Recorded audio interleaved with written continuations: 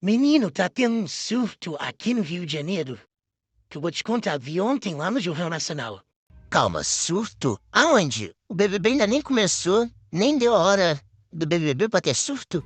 Você sabe a diferença entre epidemia, pandemia, endemia e surto? Eu desisti.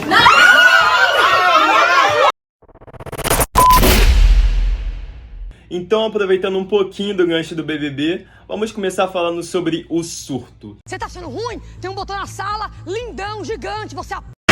Então, o que é esse tal surto que tantas pessoas dizem, principalmente na epidemiologia? O surto epidêmico, ou para os mais íntimos, surto, ele é um aumento do número de casos de uma doença em um território bem delimitado, em um tempo específico. Então, por exemplo, quando eu tenho um caso de alguma doença que repentinamente vem aumentando os casos em um território muito pequeno, eu vou chamar isso de surto. Um exemplo que nós podemos dar sobre surto, e acontece muito, é o surto que ocorre nos hospitais. Então, tem várias doenças infecciosas, infecções hospitalares, que ocorrem em hospitais e são caracterizadas como surto, porque é o aumento do número de casos, também de forma repentina, num espaço bem delimitado. Como também nós podemos observar em quartéis, escolas e bairros. Outro exemplo clássico de surto é o caso de Mary Mellon, nos Estados Unidos. Mary trabalhava e morava em Nova York, enquanto trabalhava também como cozinheira com questões de alimentação. Porém, ela não sabia que tinha sido infectada com a doença febre tifoide. E não sabia, era assintomática.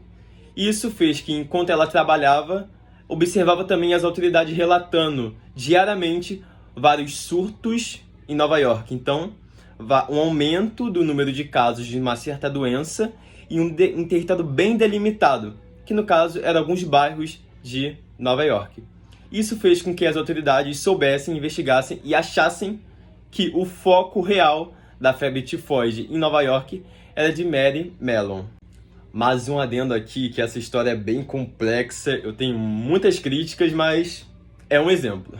Para vocês terem noção, Mary foi colocada em quarentena obrigatória e morreu nessa quarentena. Foi posta 2 vezes e logo depois dessa história ela ficou conhecida como, traduzindo para o português, Maria Tifosa. Agora, se tratando das endemias, elas podem ser caracterizadas por uma doença que é muito recorrente em um certo território.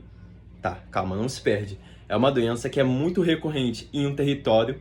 Ela não apresenta aumento tão significativo assim de casos. O que isso quer dizer? Que ela não dispara o limiar epidêmico. É um outro assunto bem complexo que eu posso trazer aqui depois. E acaba que a população convive com essa doença. Então, não tem muitos casos nesse território. Vive vindo e voltando, a população acaba convivendo. Isso é a endemia. Um exemplo de endemia, a gente pode trazer aqui o caso da dengue. Em certa temporada aqui no Rio de Janeiro, como por exemplo no verão, há muito caso de dengue. Isso quer dizer o quê? Que ela, apesar dos pesares, apesar de passar os tempos, pode se tornar, ou até já se tornou em algum período do tempo, endêmica. Porque ela vem e volta. E a gente não pode falar sobre endemia sem dizer que também é uma questão política. Porque quando nós pensamos que... Enquanto existem prefeitos e governadores, até presidentes, que cortam as verbas da vigilância sanitária e outros prefeitos que cortam, por exemplo, o número de equipes de saúde da família no município, acaba ocorrendo o quê? Ocorrendo falta de fiscalização e falta de orientação à população quanto às endemias, quanto, por exemplo, a dengue, e acaba que os números aumentam da dengue no município. Fica a dica. Agora vamos falar sobre uma bem conhecida, as epidemias. Elas que são retratadas em filmes e séries. Filmes como, por exemplo, Epidemia. Então, o que é uma epidemia? Uma epidemia pode se caracterizar por um aumento bem grande do número de casos de uma doença em um território. E quando eu falo território, preste bem atenção, porque esse território pode ser um território, por exemplo, uma região, uma cidade, um município, outros municípios, mas não vai atingir níveis globais, porque quando se atinge níveis globais, aí já não vai ser mais uma epidemia.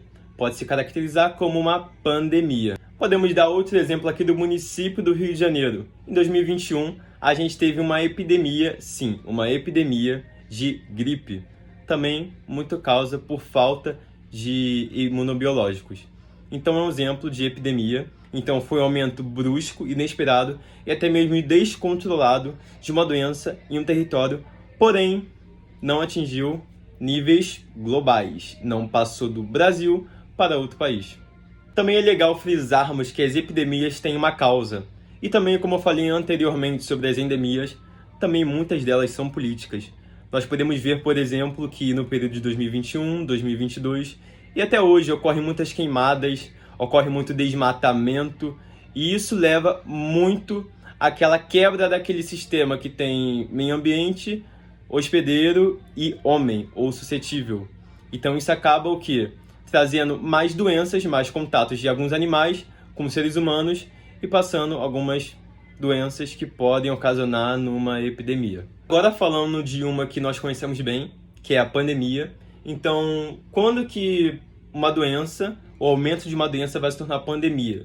Vai ser quando essa doença ultrapassar os níveis, por exemplo, nacionais e continentais.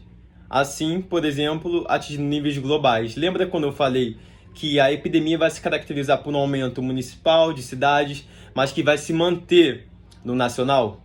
As pandemias já vão ser um pouco diferentes. Elas vão atingir, por exemplo, outros continentes, do Brasil para a Ásia, do Brasil, enfim, passando de um país para o outro descontroladamente, um aumento muito grande. E quem vai determinar que uma doença é pandêmica ou não vai ser a OMS. Ela que tem o poder de dizer qual doença, né, e qual situação vai se caracterizar como uma pandemia. Por fim, uma pandemia pode começar por um surto ou uma epidemia. Então, surto, epidemia e pandemia seguem a mesma linha. Porém, o que vai diferenciar uma da outra vai ser o nível de disseminação.